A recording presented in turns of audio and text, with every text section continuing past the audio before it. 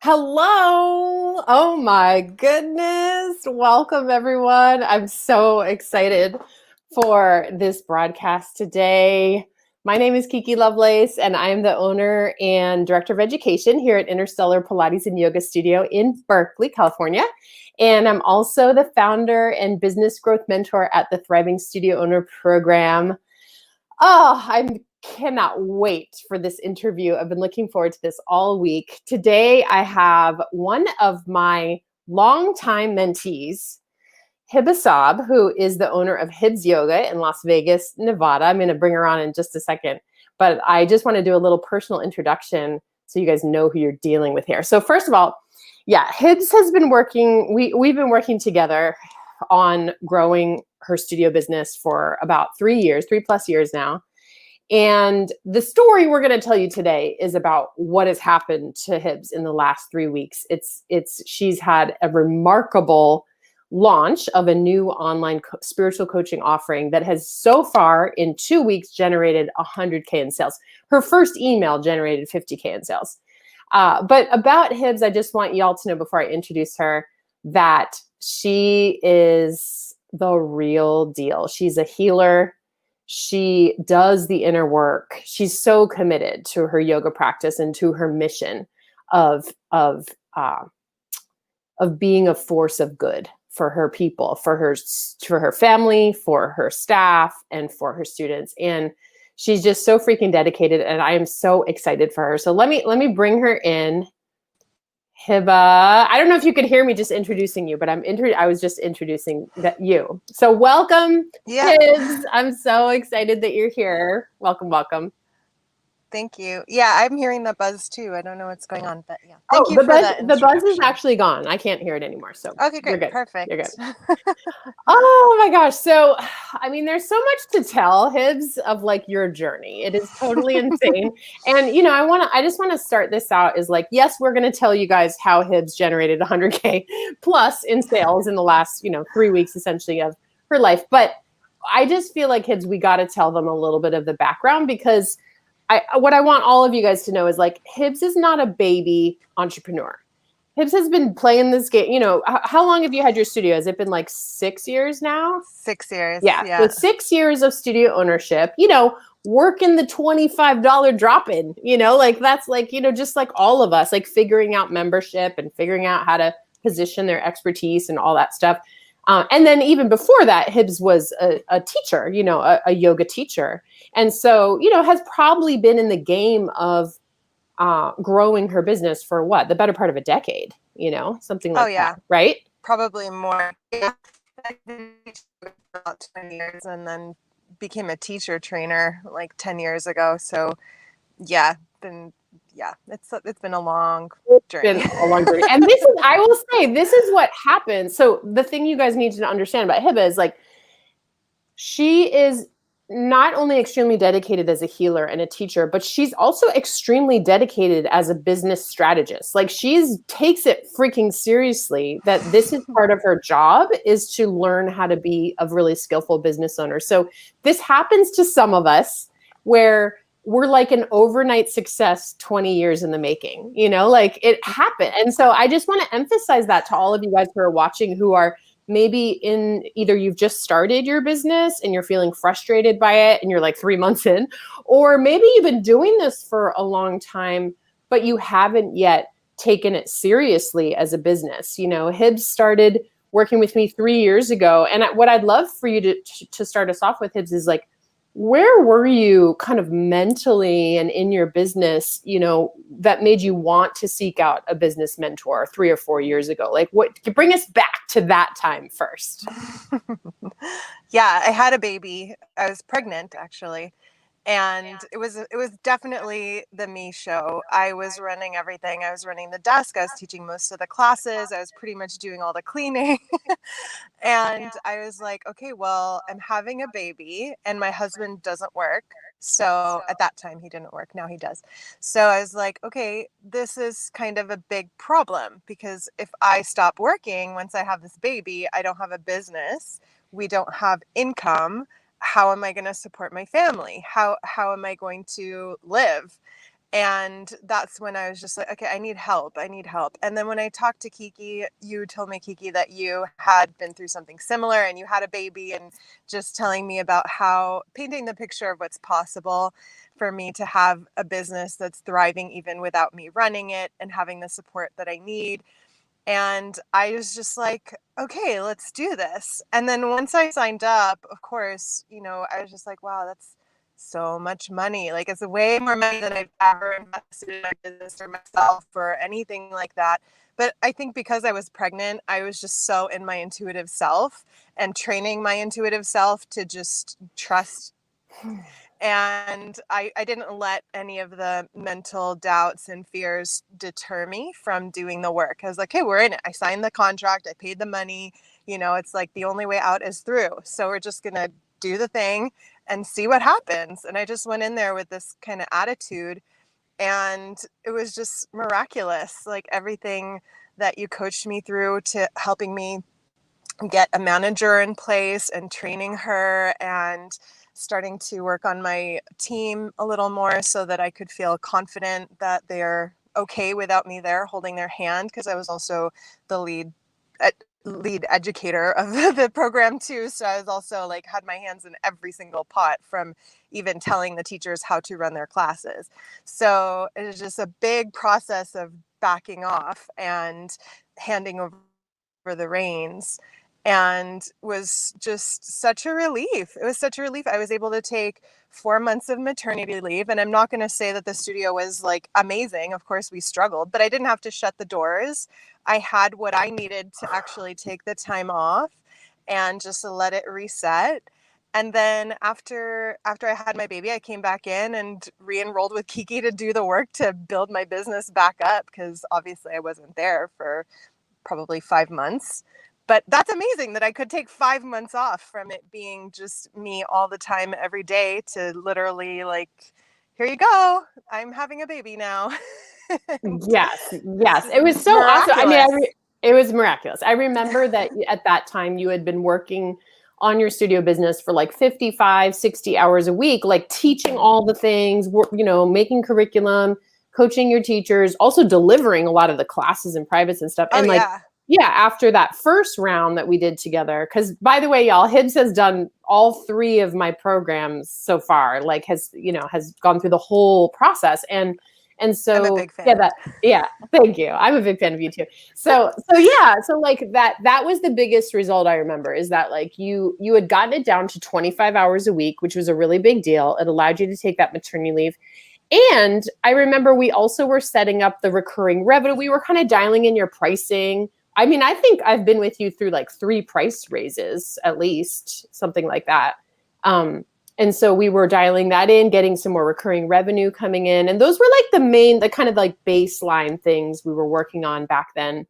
But I know like even after that, you were like still, you had taken some time off and you were still really trying to pull up the revenues. And even in COVID, like it's been hard, for these studio revenues. So bring us into COVID times. Like, I know it's been a challenge for you, like so many of us, to like have so many of your members walk, and disenroll. And then, here you are still paying for your rent and, maybe getting a grant here and there, but like, it's been a real challenge. Can you talk us through like over the summer and spring, what challenges you were facing? Yeah. So first, I don't know what I would have done when we were told to close our business. I don't know if you remember, Kiki, but I was like in complete denial about COVID in general. I Oh was yeah. like, this is not happening. This is not real. I'm not worried about it. We'll just keep going business as usual. And Kiki's over here like, try not to panic, everyone. We might have to close. Like, I'm seeing this happen. I'm like, Kiki, calm down. Like, nothing, it's fine. And then it just kind of like hit, and all of a sudden it was like, hey, everybody needs to shut down, everything needs to close. And I was like, oh my god. We always do. And Kiki was like, here's where we're going. And I'm like, hey, we're going. And it's just like, you gave us this training of like how to move online overnight. And I just did it. I literally did what you did. I stayed up all night, just kind of like figured out the Zoom, changed all our back end stuff, emailed all our members. Here's what we're doing now. We're pivoting, the end. And everyone was like, "Oh my gosh, this is amazing. How are you pivoting so quickly?" I'm like, "My business coach, she's magic." And we just kind of like pivoted, and everyone was, some people were on board. We have an older demographic, so we had a lot of trouble pulling teeth, kind of getting people online. The ones that went online loved it, and they're still in. And then even after we reopened the studio, because I was like, okay, well, when we reopen, these people will come back. Then it was also like pulling teeth trying to get them in the studio because, again, they're older, so they're more at risk. So they're not very keen, no matter how many precautions we're taking, to actually leave their house for any reason, especially now our numbers are really high in Vegas. So it was just at this point of like, okay, well, you know, I need to find a way for this to be long-term solution, first of all. And how can I see all of these setbacks as opportunities? So there's a couple things going on in my studio that I really wanted to shift anyway. Like we were just over delivering on so many fronts. Like our studio model is exceptional. We do hands-on for every student. We have multiple teachers in the room. We are yoga therapy studios, so working people pain and injuries one-on-one during the class. I mean, it's basically like, I don't know, I would say each class is worth at least $200. Like if you're just coming in to take a class.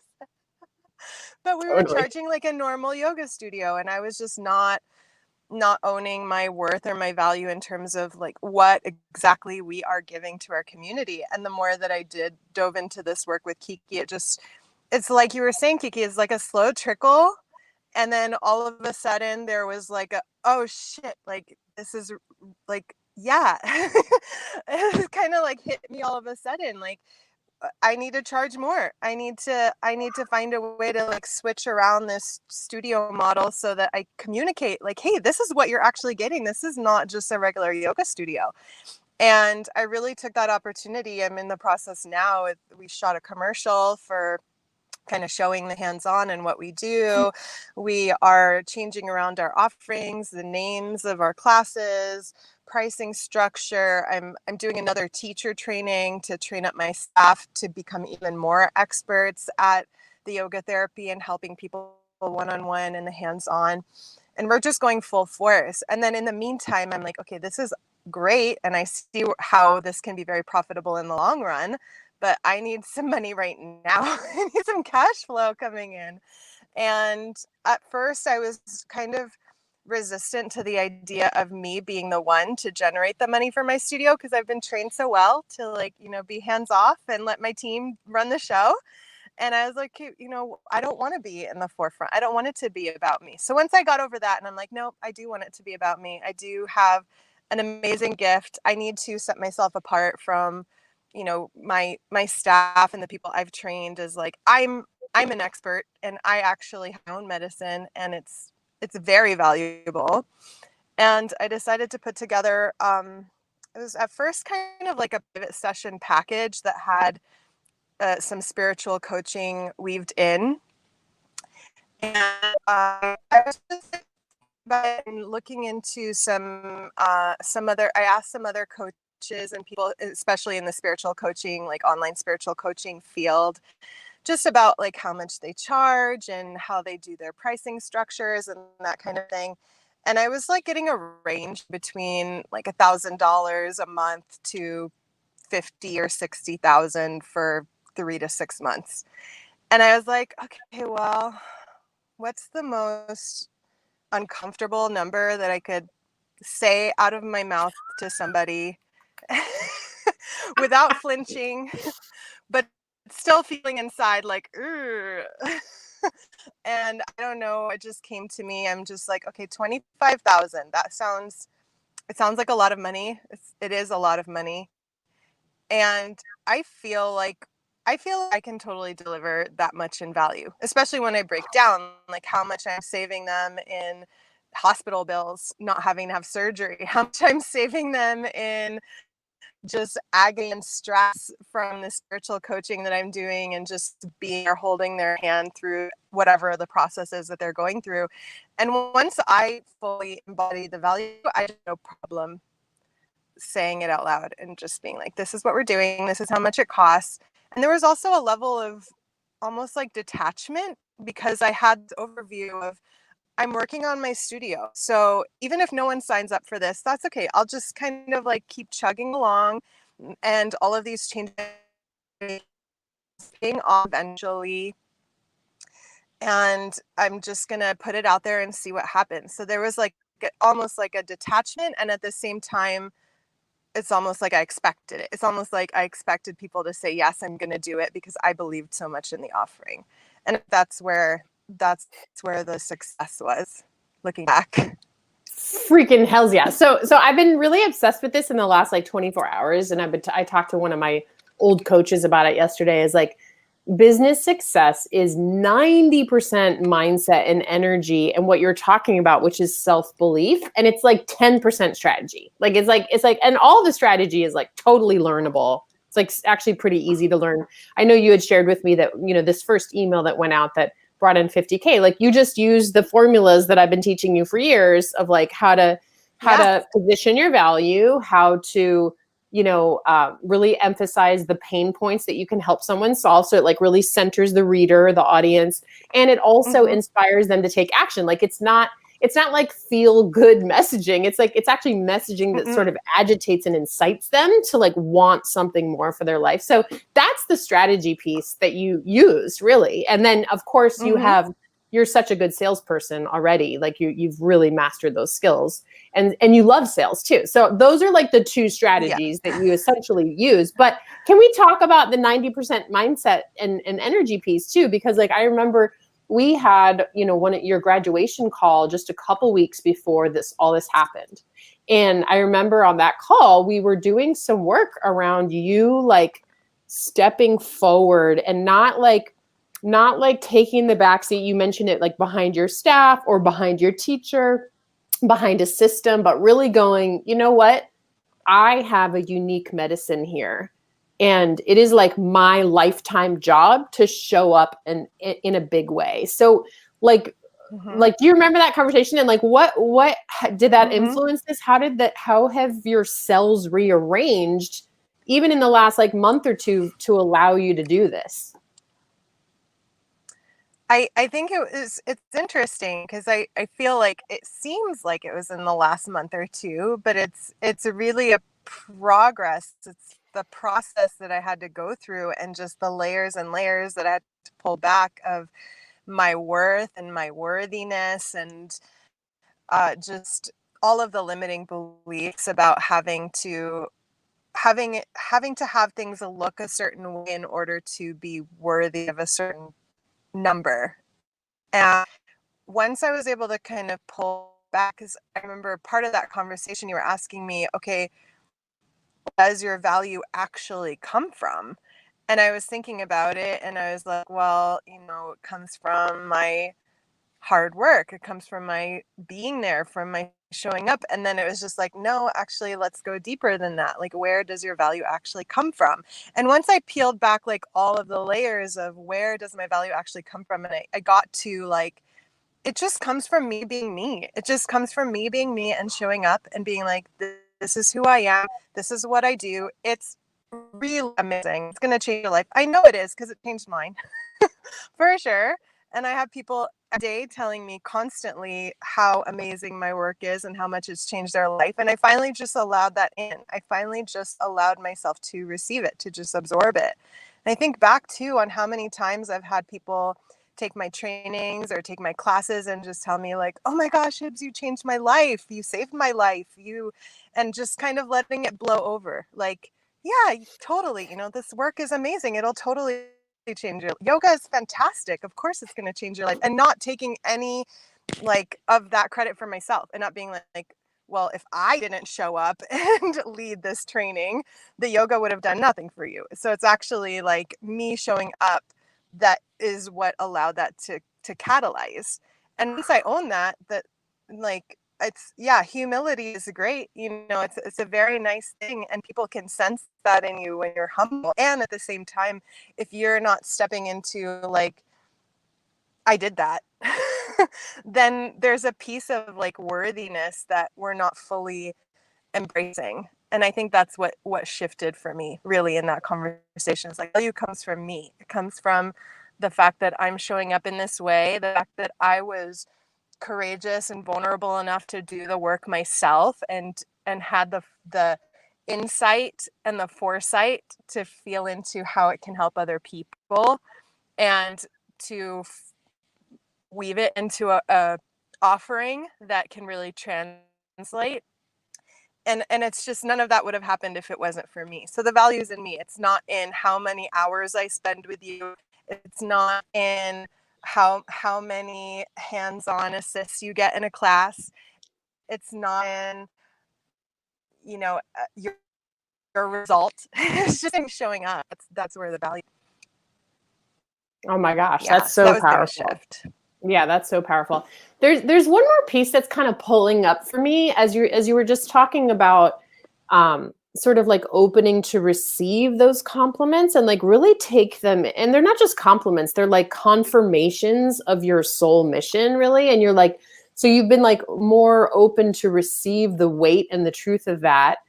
And really understand, like, know that in your bones, your value. But there's this other thing I've seen you hunting and stalking for several years now, which is, and I think it's related, like, it's like trusting yourself around money, like trusting that you can handle it, that you can like, right? And I know we're all a work in progress with this. So I just want to honor that, acknowledge that. But I really feel like, for a lot of us, you and I have talked about this, that like, money is like, we're like yogis. It's like uncomfortable. And so even though you and I started out, we were pretty good at attracting money, but we were also really good at spending it, like we could move it out really fast. And I feel like this must be tied into this too, is like, you've somehow learned with this worth work also how to befriend money, and also how to like allow it to collect and expand, instead of feeling like, oh my God, this is uncomfortable, I got to get rid of it. So can you shed any light on that, like, money mindset, sort of how you've allied with money in the last few years? Yeah, that's also been a really interesting one, because I had to dig into, like, where did these beliefs even come from? And a lot of them had to do with like what people think, like, what will people think of me?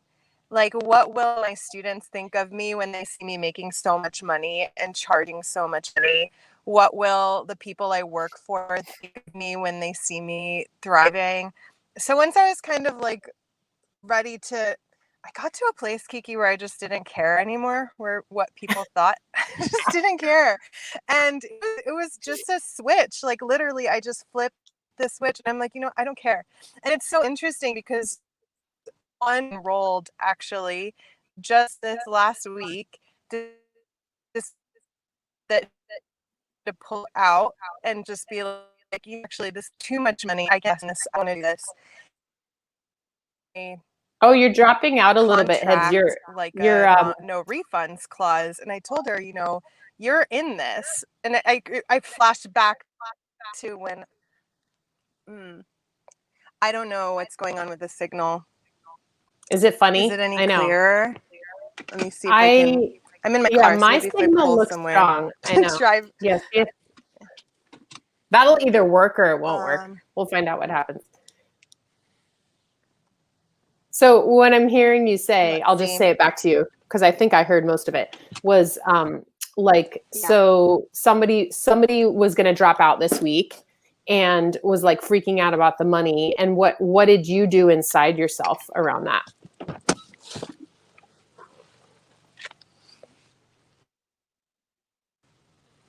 Yeah, so she actually, she did drop out. She was like, I tried to coach her out of it, but she was not having it. She was like, no, I can't do this. It's way too much money. I don't want it.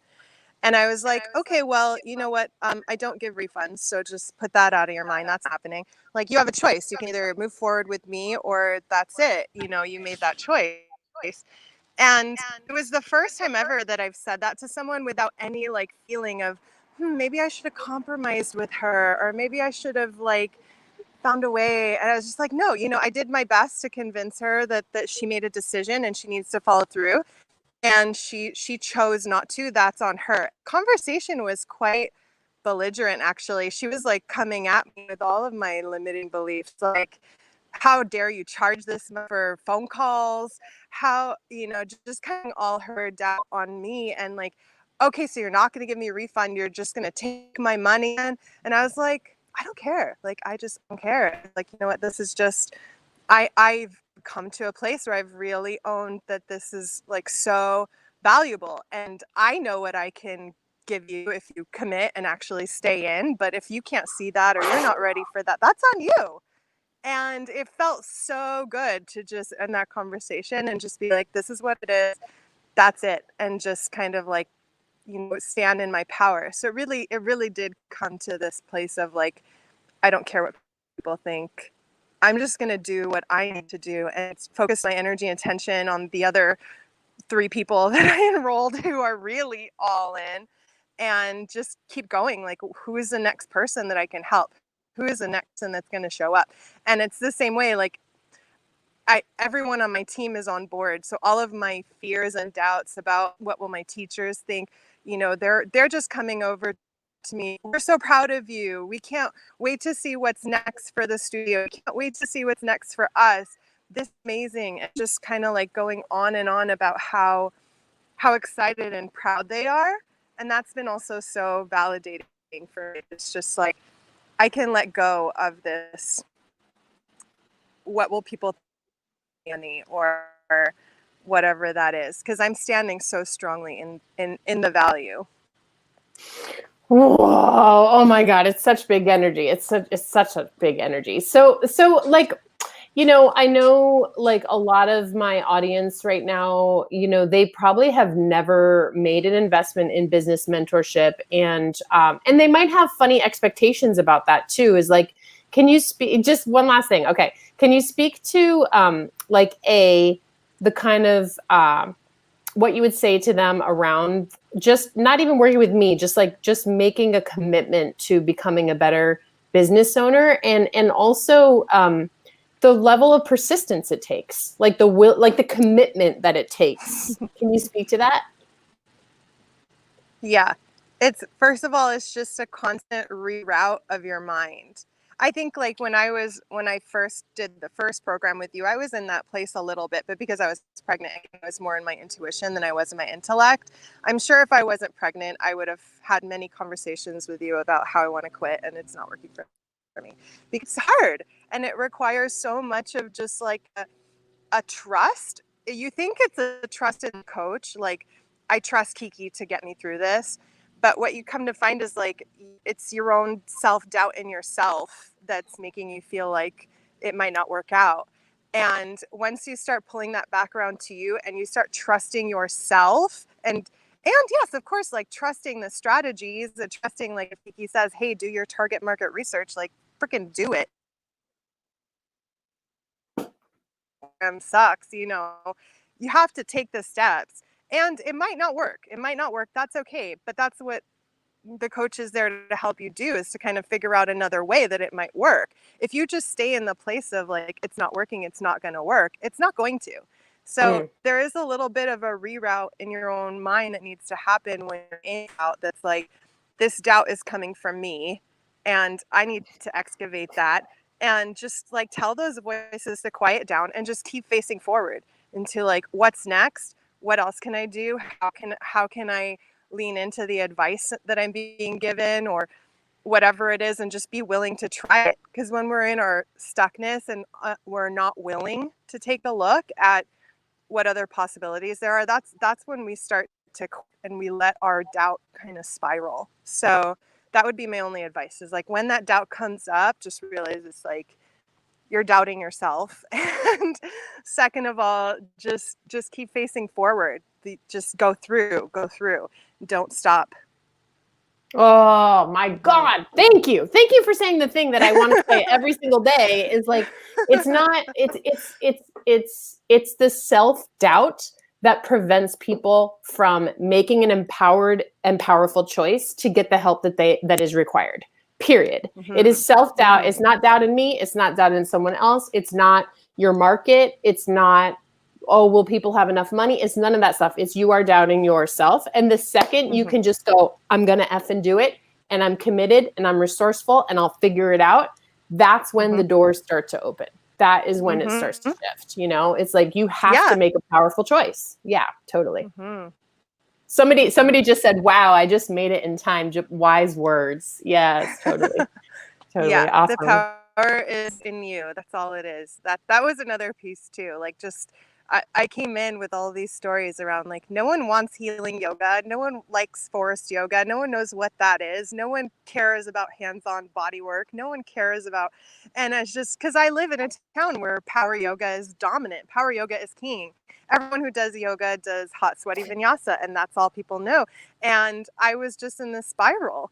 And then the moment I was like, okay, well, maybe there's someone out there who wants this. Maybe there's someone out there who wants this. Can I let go of that story and show up for them and stop worrying about how to convert people who don't want this? That was another piece in my mindset that happened a lot further back. But that was a huge shift for me when I understood that it's like my own limiting belief that is preventing the people that I'm meant to serve from finding me. And then that was probably the first biggest one that I had to peel back. Open the door for the people who do want my things to actually come. And when they are coming, of course, that boosted my confidence. So it does happen. You just got to be persistent and get really clear on who you're meant to serve. I think like the strategies that you have are so effective for that. Just figuring out like it's not for everybody. It's not. Nope. And I might think it's for, you know, my best friend, Susie, because I love her and she comes to my class to support me. But maybe there's only like 2 Susies and 9 gyms.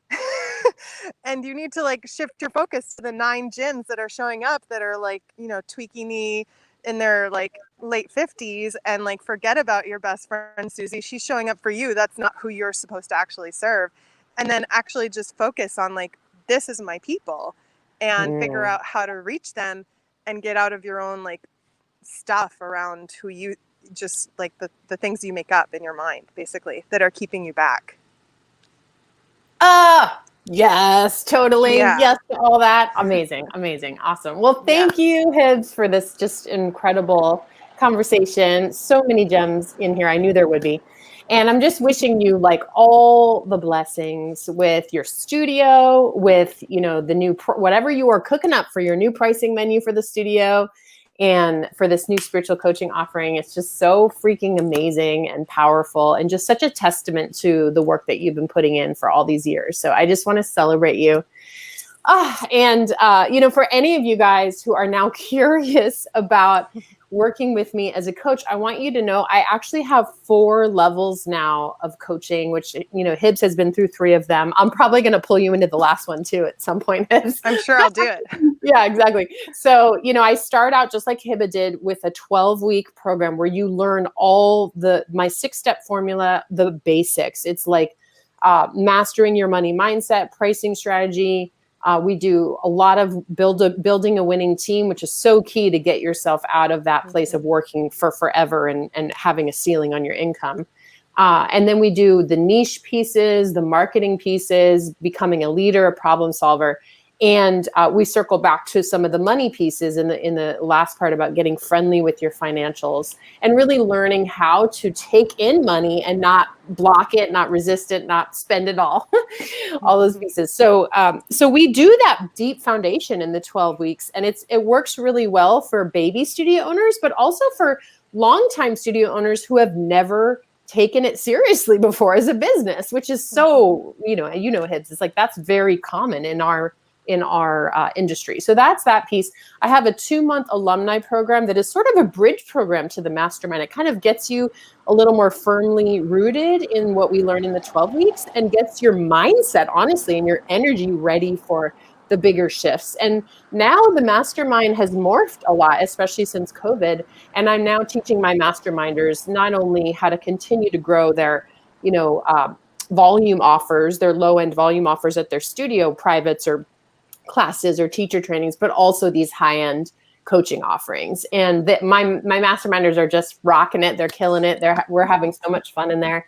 And now this 4th level of programming is really for six-figure and 7-figure entrepreneurs. And it is about time abundance. It's about time creation, time collapse. How do you make more money while doing less so that you can honor your deep, deep need for your spiritual practice, for family, for all the things that nourish your soul. So it's really about like building your business from soul. And I'm just so excited about this new program. So yes, I know it's really cool, isn't it? Yes. So I'll put the link to my calendar in the comments below, and anybody who wants to hop on a call with me, I think I'm all booked up for the rest of this week. I probably have a few openings next week, so you guys can take a peek on my calendar, grab a 30-minute time and fill out the application, and then we can find out where you might fit in there and what might be the best step. And if we are well aligned to work together, I may invite you to be one of the mentees I take on. So thank you, Hibs. Thank you, everybody, for watching. Yes. I love you so much, Hibs. I love you too. Yes. Have a great day, everyone. Thank you. Bye-bye. Bye.